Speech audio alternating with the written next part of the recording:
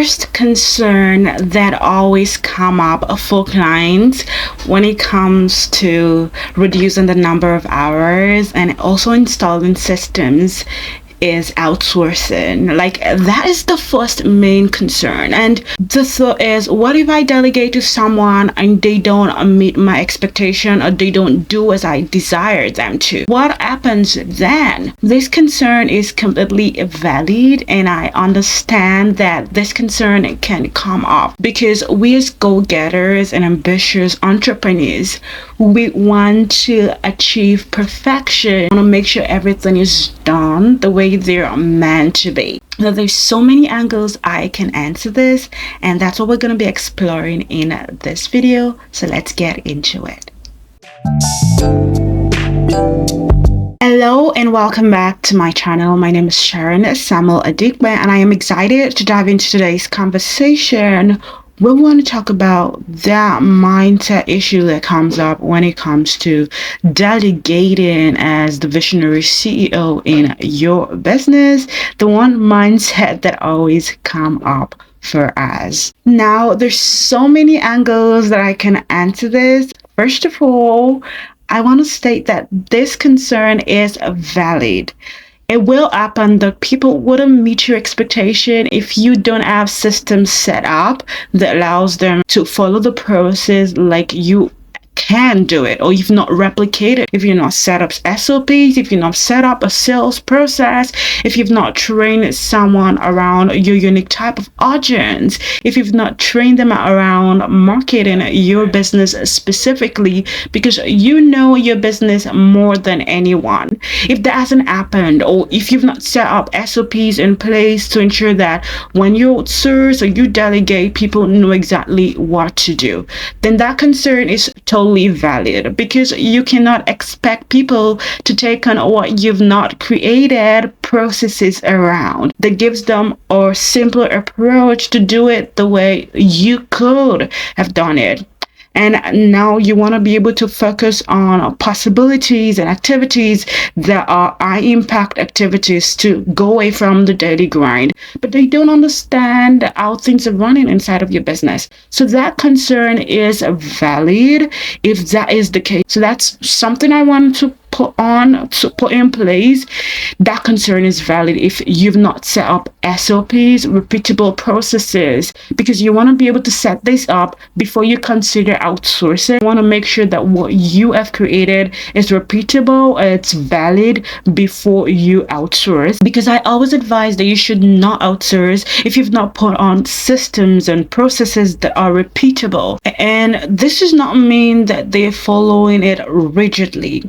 You also want to be able to inspire your team and those that come in to bring in their own choices and to bring in their own perspective. But that shouldn't completely take away from how you lay things down. Because like I said earlier, you know your clients more than anyone, you know your business more than anyone. You're more in tune with that core vision that you have, and you don't want anyone coming in and distracting you from your ultimate core vision. So that is crucial. Now, if you already have that in place, if you already have the processes in place that are repeatable, and you've trained someone that's been under you for a few months or longer than that, can this person actually do it? Can they achieve it as I want them to do it? Then that is coming from a place of distrust for, first of all, what you've created. You do not trust what you've created to be potent enough to achieve the results, even if you are not the one directly involved in implementing it. You want to trust what you've created. You want to trust the processes you have laid down and the audience that you have. You want to trust the core vision that you have, that you're working towards. You want to trust that these repeatable processes will work because they work for you. They're not connected in any way to you directly. They have the capacity to work irrespective of who is leveraging them. That's the very first mindset shift that I invite you to. Trust in the processes. Trust in what you've put down. Trust in the success that you've had today by leveraging the processes, the systems that you are already using. You want to trust that. Then the next level of trust is for you to have trust in the people. You want to be able to trust that your people can achieve what you want them to achieve. You want to trust that they will be able to do it. And here's another thing, they cannot do it exactly how you would achieve it. That's one thing I want to put down, but we're going to talking about that next. You want to trust that these people can do it because what you've laid out is predictable. It has a life of its own. It's a working system of its own, and that is already put in place to get you where you want to get to. You want to trust that these people can actually achieve the result or something close to what you've achieved, or even something more than that. Now, the third mindset shift that you want to have is that absolutely not, they will not achieve exactly what you want them to achieve in the exact way. Now, I'm very, very careful in the language I'm using here. I'm not saying they will not achieve the result. Maybe this is a process that gets them to predictable 10K, or a screening process that brings in consistently 5 prospects per month. I'm not saying that outcome will not be achieved. I am saying that they will not create that outcome in the exact type of way. In fact, as a good leader, the goal is not to get people to be exactly like you, but to actually find their own leadership style, to find their own leadership approach and do it better or differently or in a more unique way.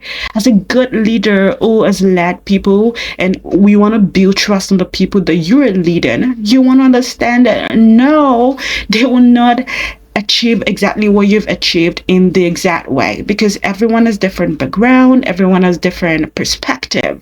When I talk about background, I'm talking about their academic background. Maybe they're coming from a top corporate role or not. Maybe they're younger in age, maybe they're more mature in certain aspect or not, or maybe they're different preferences or different lifestyle or different belief.